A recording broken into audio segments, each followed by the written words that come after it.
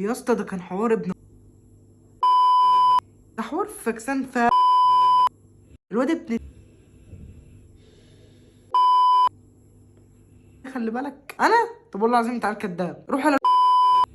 لا ده عنده، ده عيل سيسي يا عم، انا لو شفته خلي بالك هطلع شويه عيال سرسجيه يا اسطى. ماشي يا اسطى، انا لما اشوف. يوسف خلصت؟ في حاجه. طب معلش كنت عايزه اقول لك حاجه بس. هو الحقيقه ان انا كنت واقفه هنا وانت بتتكلم في التليفون فسمعت المكالمه، بس مش هي دي المشكله خالص. امم المشكله ان انا لقيت حد بيتكلم انا معرفوش، وسمعت الفاظ ما كنتش حابه ابدا ان انا اسمعها. يا بنتي انت بتهزري، أنا ما اتكلمتش كده معاهم هيعتبروني عيل يعني ايه. عمر ما الالفاظ ولا الشتيمه ولا التجريح ولا الغلط في الام وفي الاب هي دي بقى اللي هتطلعك جامد وشبح وكول.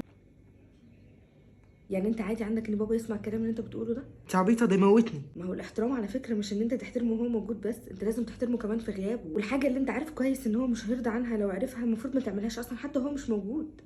انا معاكي بس كله دلوقتي لازم يتكلم كده. فمعنى كده ان اي حاجه بقى هم بيعملوها انت تعملها؟ يعني انت مثلا لو لقيتهم بيسرقوا هتسرق عشان خاطر انت مش هتعرف تبقى في وسطهم غير لما تعمل زيهم؟ وبعدين هو انت عادي عندك ان اخواتك او مامتك يتشتموا؟ هو حد يقدر؟ ما هو انت امك واخواتك مش احسن من ام العيال دي اخواتهم، وانا سامعاك عمال تقول له امك ومعرفش مين والكلام ده. انت لو احترمت نفسك، وعلى فكره احترم نفسك دي مش شتيمه ولا حاجه عيب، احترم نفسك لان ده فعلا المفروض كلنا نعمله، هتلاقي كل اللي حواليك بيحترمك، هتجبرهم ان هم يحترموك. حتى لو كلهم بيتعاملوا مع بعض بشتيمه وبالفاظ وباسلوب ايا كان هيجوا عندك انت وستوب، لانه عارفين ان يوسف ما بيقبلش الطريقه دي. بصراحه عندك حق.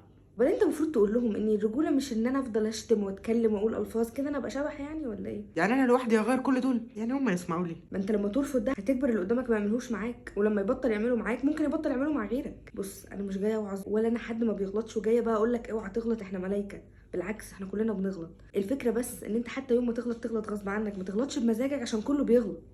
ما انا مش عيل صغير يعني. يوسف جوه البيت لازم يبقى هو بره البيت، والكلام ده مش ليك انت بس على فكره. ما ينفعش تعيش بشخصيتين، ما ينفعش تبقى مع اي حد شبهه علشان انت مش هتبقى معاهم لو ما عملتش كده. اللي مش عايزك معاه زي ما انت ابعد عنه. يوسف انت عايش عشان ترضي ربنا مش عشان ترضي الناس، وبعدين مش ذنب الام والاب اللي قاعد في البيت ده ان هو يتشتم لمجرد ان انتوا عيال بتتشبحن على بعض، صح ولا انا غلطانه؟ عندك حق بجد. وصلت؟ اكيد يعني.